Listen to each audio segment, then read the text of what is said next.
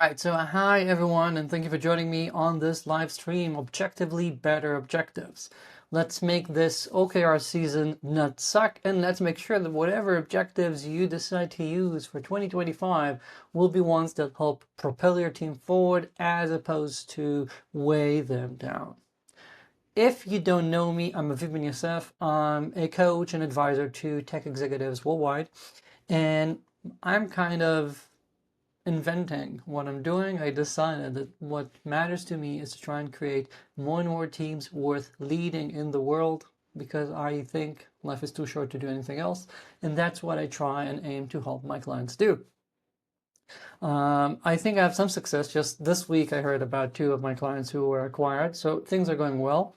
And as I'm getting started, I'm just wanting to let you know you're going to get after this the recording as well as a few goodies just because you signed up for this in advance. If you're watching this live on one of the platforms and you didn't sign up in advance, find my email, send me an email today, and I'll send you the goodies as well as the recording if you want it. Okay, and please feel free to ask me questions in the chat as we're doing this. I can't check all the platforms while I'm talking, but I'll do my best to check it at least once during the session. Okay, and I'm aiming to have this wrap up at around 30-45 minutes, depending on how long my stories take and whether we have too many questions. All right, so let's get started. If you sign up in advance, you definitely saw the title that I wrote, sigh, it's OKR season again. That's because so many people have had it with OKRs, with having to do these objectives because we do not see the value. Perhaps you're seeing the objectives that you have and you're not energized for them, which is exactly the opposite from what we want, right? We want good objectives that actually get us all psyched up for the next year, not something that makes us feel, oh God, it hasn't started yet and I'm already dreading it. We don't want to have that. Objectives should be helping us, right? And maybe we feel like these are just for show. And this is something that I see in so many teams, even in relatively small startups. We go through the motions of creating the objectives, of creating all of this, of communicating it to the team, yet no one actually believes it. Maybe the CEO does.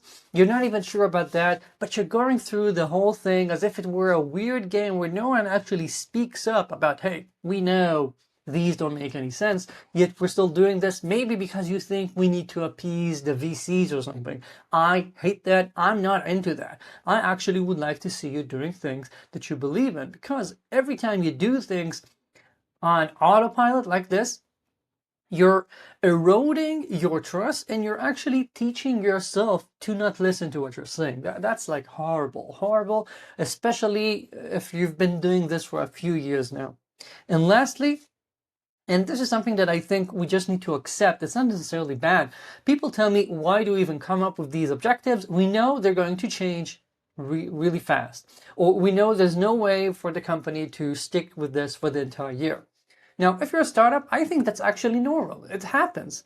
You shouldn't be changing your OKRs once a week, but it definitely can happen that OKRs will change your roadmap through the year, right? Microsoft just announced that Copilot is becoming free. There's going to be a free version with I think, very nice limits for the free version, which means that if you're in the Copilot adjacent market, you might have to change your OKRs for the next few quarters because, Microsoft has just made something drastic change in your market. That's fine.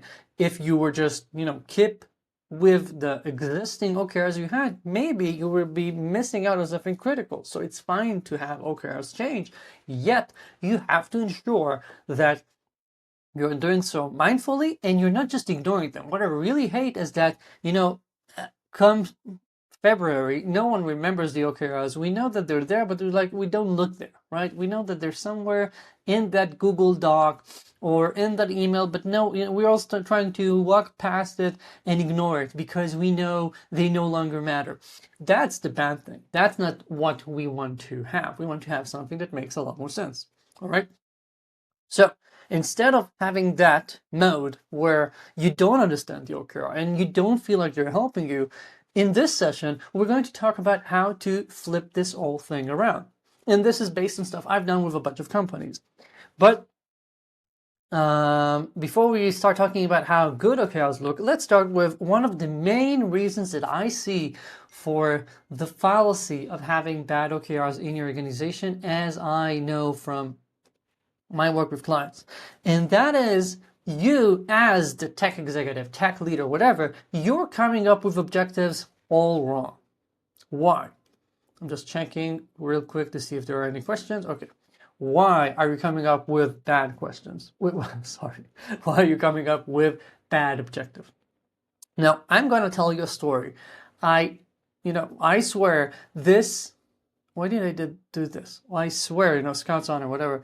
I swear this is not just a true story. This exact thing has happened to me several times.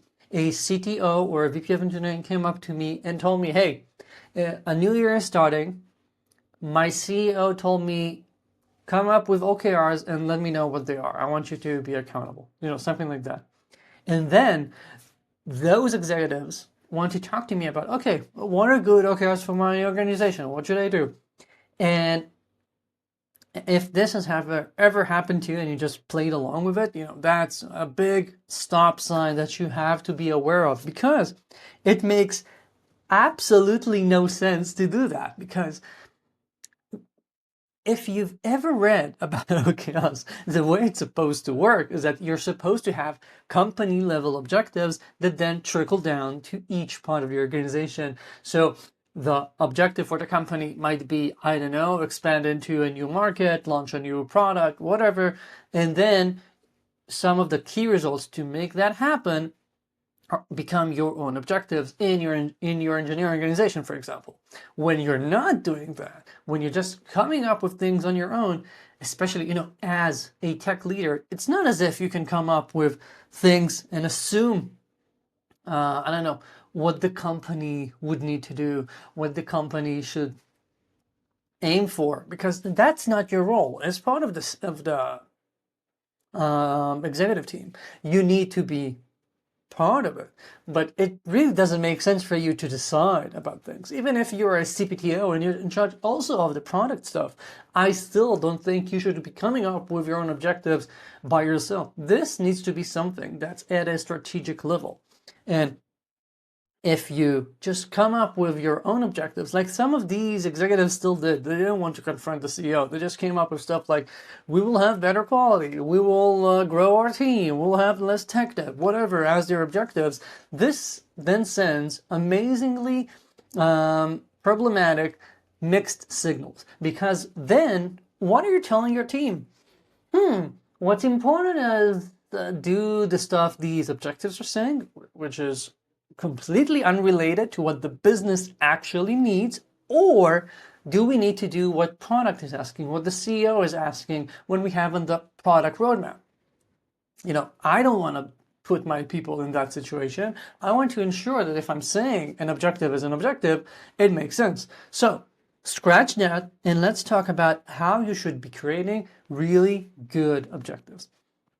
So starting from the top, you as a tech leader, when it comes to your org's OKRs, to your org's objectives, it doesn't have to be just about OKRs. You don't have to follow that that approach completely. It's fine to change things up. It's fine if you just want objectives, if you just want to create a roadmap. I still believe you need to have goals that guide you. Whether you track key results in that way or not, I don't care about that. I'm not dogmatic.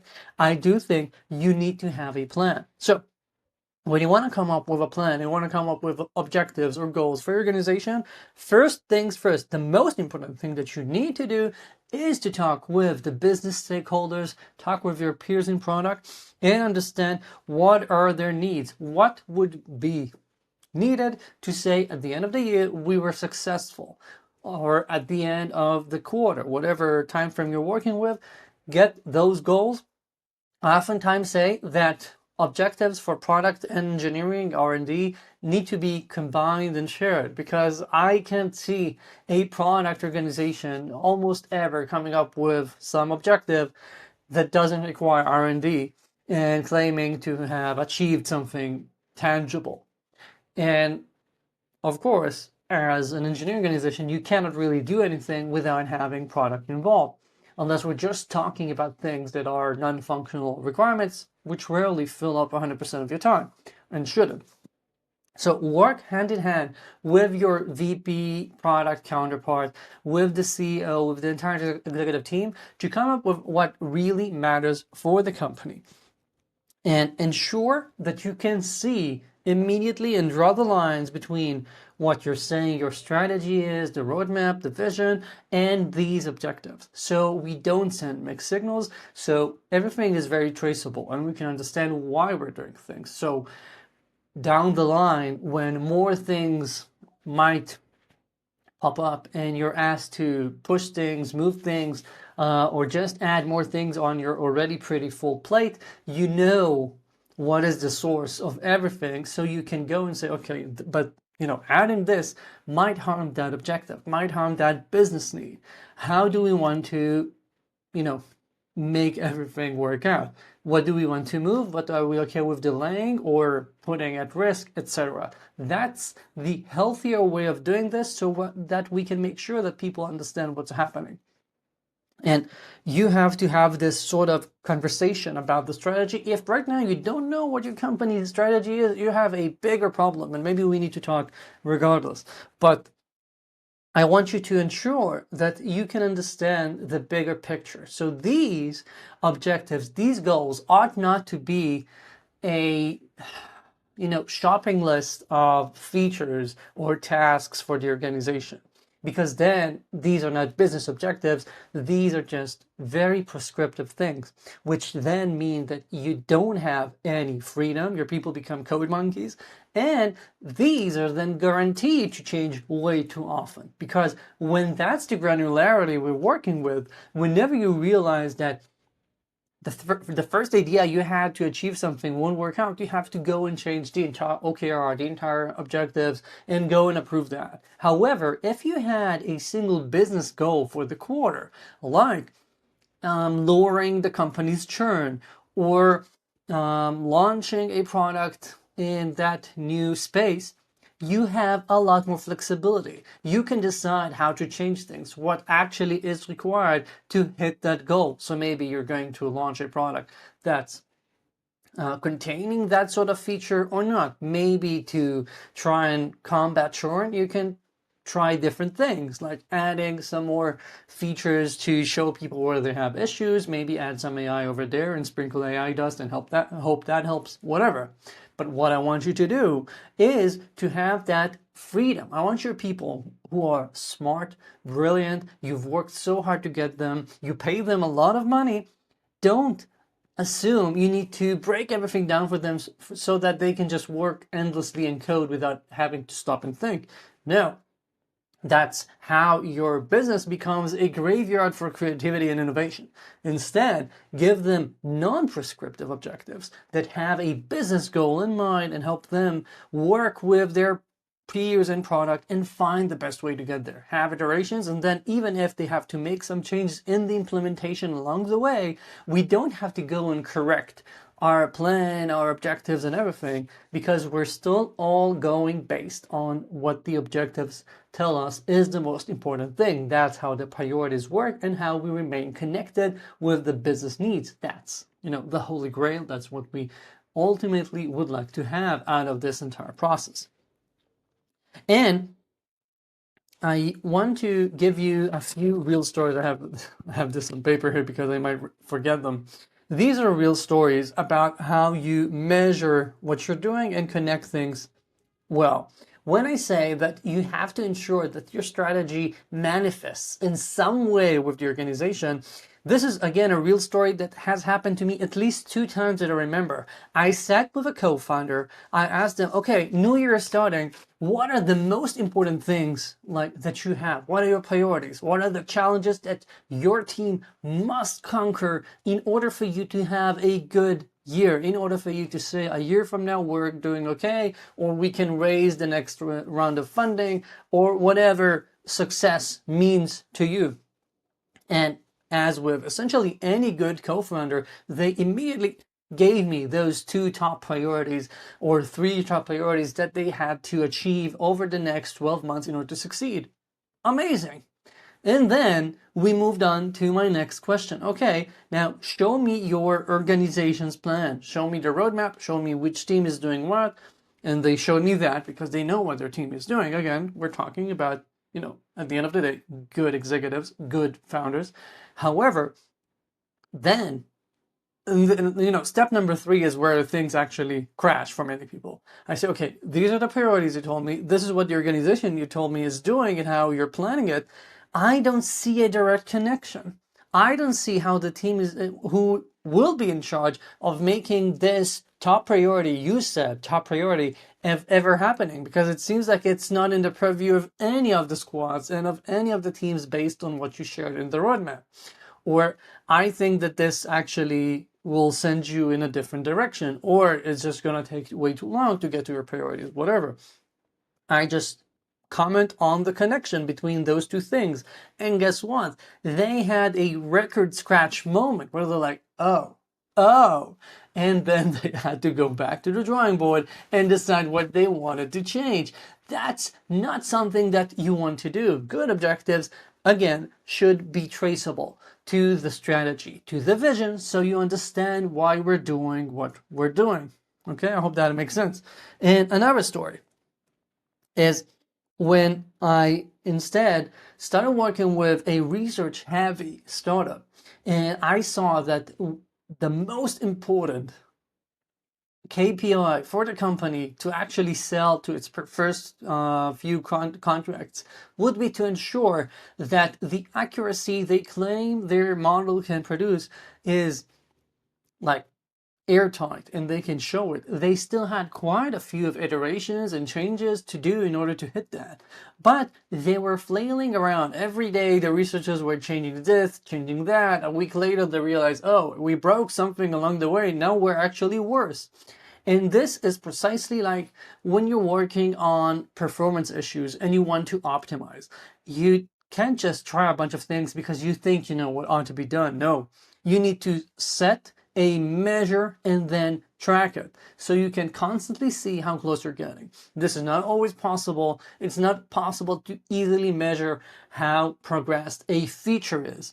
But whenever you have a KPI that you can measure as part of going towards that objective, use it because it's worth its weight in gold. So the churn, for example, is amazing. For them, the accuracy was amazing because after they realized that, and I slapped them a bit to start doing that, they implemented a pipeline that they could just press a button and see what is their score in a test that doesn't change every day. So actually, just like we know with Get History, whenever you make changes, you can see when you broke stuff. You can always go back to the previous version. You have the exact rating of each, like seeing that when you broke the build, just a lot more complex, and that was like a superpower for them. That would not happen without the clarity of what is our objective. We need to reach that threshold of accuracy. So whenever you can do the same, use it, because those opportunities are so good. They just give us a very clear goal, which makes everything a lot easier. So I really recommend that. And lastly, I once worked with a startup where they started with just following orders. They got a bunch of tasks from product. They did those without really even thinking. Does it make sense to invest in all of these, etc.? And whenever I said, hey, hold your horses, let's talk about the importance of things, about the prioritization, about what you want to achieve, why we're choosing what we're choosing, and we talked about this, they actually finished their year's top goals, top OKRs, 2 months ahead of time, because once the engineering team was clear on why they're doing what they're doing and didn't have those prescriptive feature lists, instead had the bigger picture goals, they were able to communicate more openly with product and with sales to understand what's actually important in every single step of the way. So they cut a bunch of the work that didn't really matter at the end of the day. And they got their MVP out way faster. They got their first contracts faster. And I don't need to tell you what 2 months of your engineering team are worth for your company, right? That's a lot of money. That's a lot of time. That's incredible. Just imagine what you can do if you would start doing smarter objectives yourself as well. So all of this is to say that the most important thing is that your OKRs, your objectives, your goals need to be business, need to be measurable wherever possible, and need to be traceable to the strategy and non-prescriptive, so this team can just look at them and feel energized. When I get a bunch of a list of features, I am not energized. I just see that I'm like, oh, come on. This is like going to the supermarket and making sure I bring everything. Instead, if my objective gives me freedom to be innovative, to be creative, and I'm jazzed about the actual end goal, that's a whole different thing. And that's what you want to do. Now, once you have those, and only once you have those, then it's okay to say, I also want to add some objectives that are more engineering related. I have some examples here, like you want to ensure that your quality goes up because you've been having some quality issues. You want to increase your scale and stability because you know the business will need you to scale up like 10x over the next year. It's okay to add OKRs that ensure that your cost in that situation or the running times for several algorithms, whatever, decide on what is the objective that's more technical there. Be able to handle 10x the load. Okay, let's do that. And then the team break that down and decide what needs to be optimized. And lastly, you can also look at things internally like robustness. When it comes to how much does the team need to grow. When people tell me, yeah, my OKR is to hire 20 people this year, I say, why? Who cares? I mean, what would change? Do you need butts and seats in order to succeed this year? Or is that just one step of the way? And would you succeed if you only had 19 people hired this year? It's just so weird to make that your goal. Instead, look at the robustness. Look at what your company needs. So if you're saying I have objectives and I don't have enough people to implement them, okay, so add who's needed. If you're saying I want to scale the team so we have more robustness, so that instead of having a single DevOps person, and whenever she's on vacation, when things are on fire, we always have a bunch of problems, and our SLA is in trouble, etc. We want to hire some more people. That's robustness, and that's an objective I can actually get behind. You're not hiring for the sake of hiring. You're hiring with the business end result in mind, which is what you always ought to be doing, even if you're spending VC money.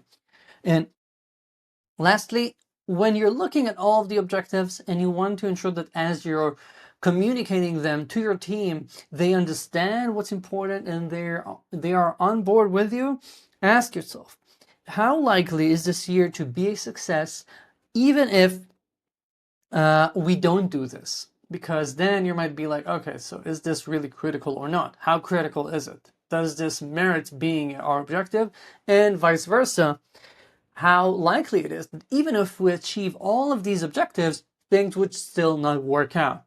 Because then that might indicate that you need something in addition or change something up.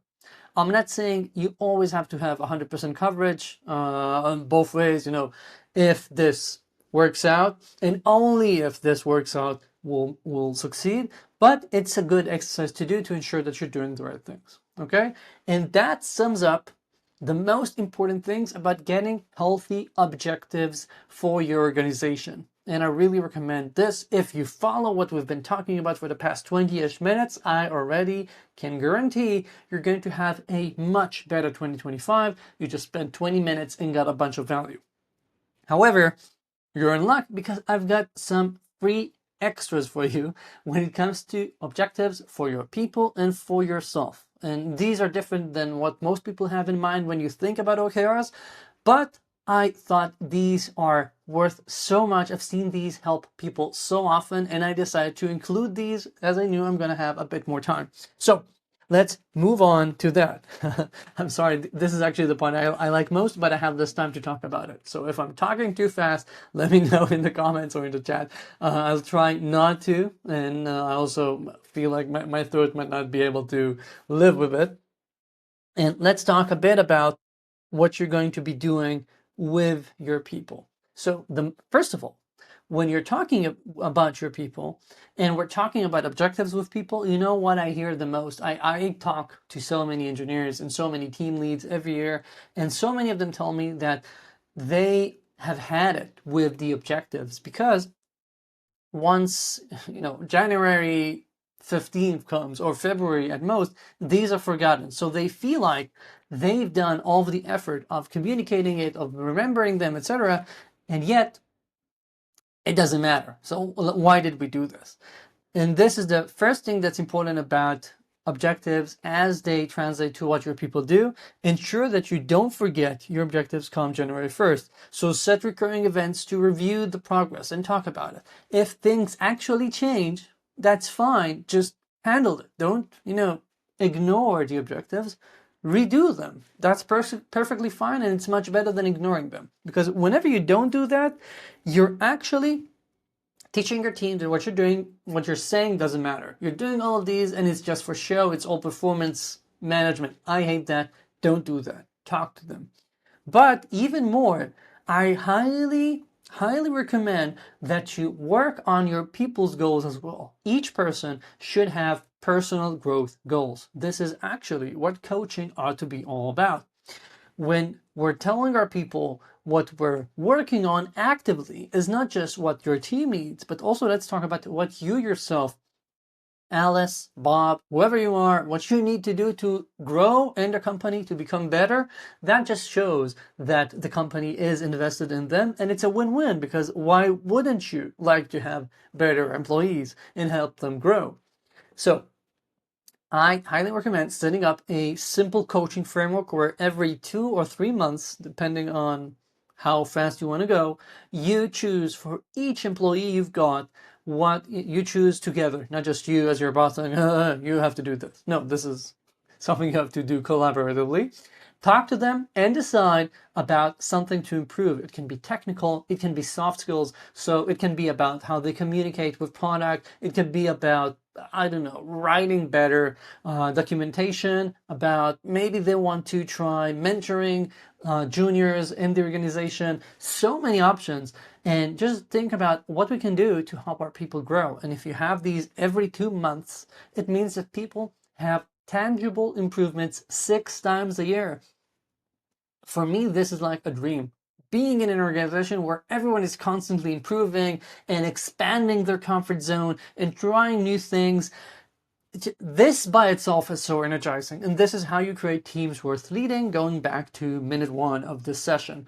This is what you ought to be doing. Now, unfortunately, I cannot go into all of the examples and the pitfalls that this might involve. However, I will have, probably a week from today, a free short ebook just about this coaching framework and how to do it with your people.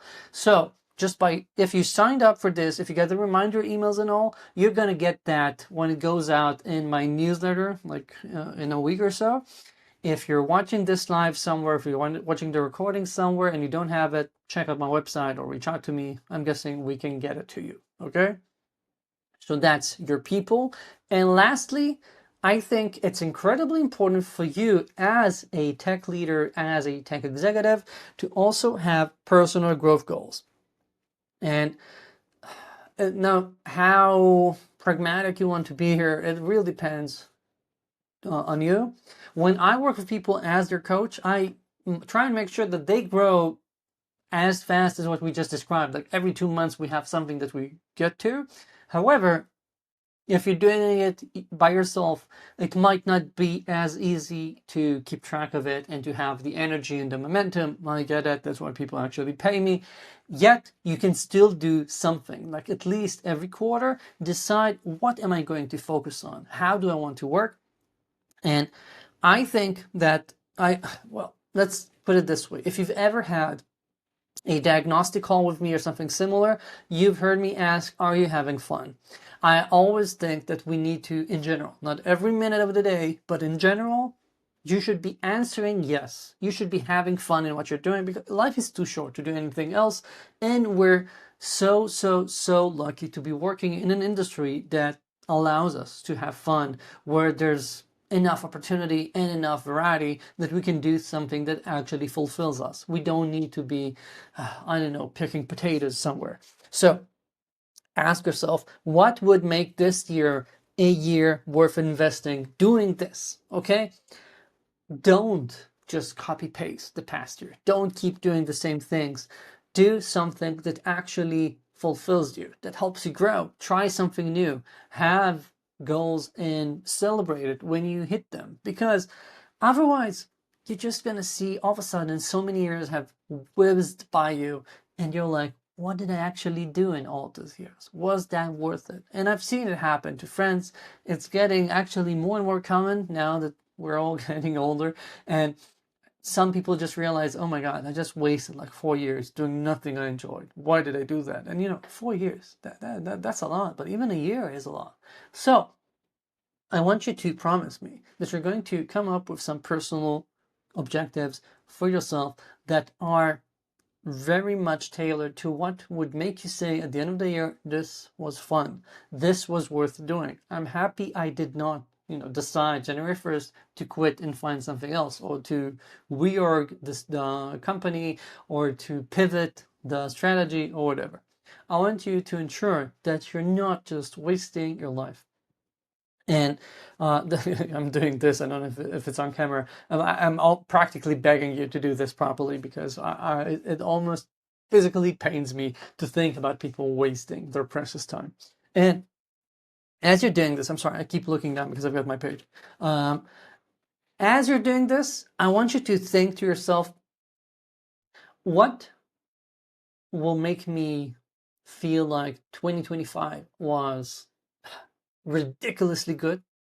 What would be the basic? If I do anything less than that, or if I don't achieve this or that, I will feel like this has failed. So you have this, the optimum, and you have the minimum, and you know that anything in between will be good enough, will be good.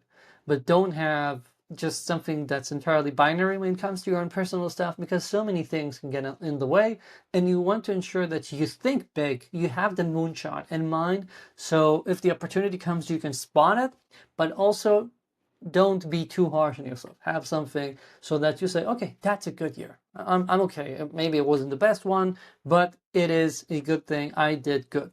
And when you fail to even do that, if that happens, you know that, and you're going to be honest with yourself, and maybe you're going to work with me the year following. Okay? So that's that.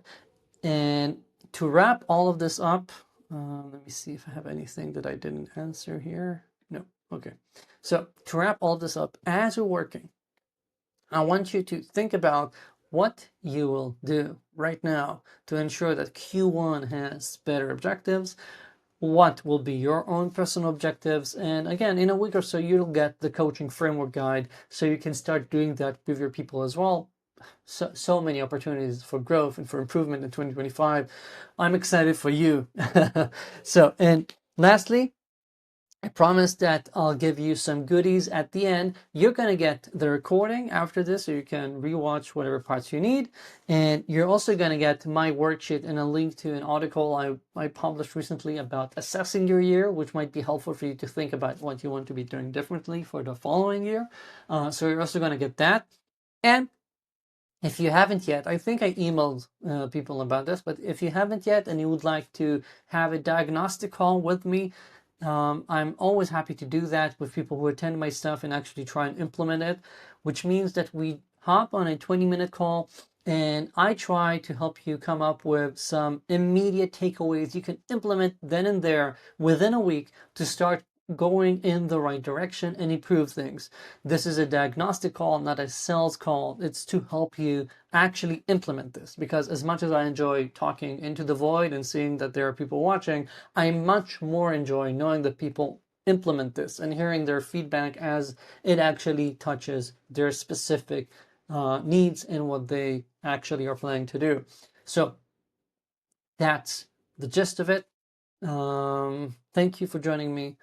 I'm wishing you an amazing 2025 and happy holidays. I'm recording this like exactly a week before Hanukkah and Christmas, so I hope we all get to celebrate with our loved ones. And I'm hoping that we'll talk again in 2025. I'm going to be doing these quick sessions, live streams more often. So if you like this or if you have any feedback, you have my email. Please let me know what you thought. Okay, I appreciate that. Thank you and ciao.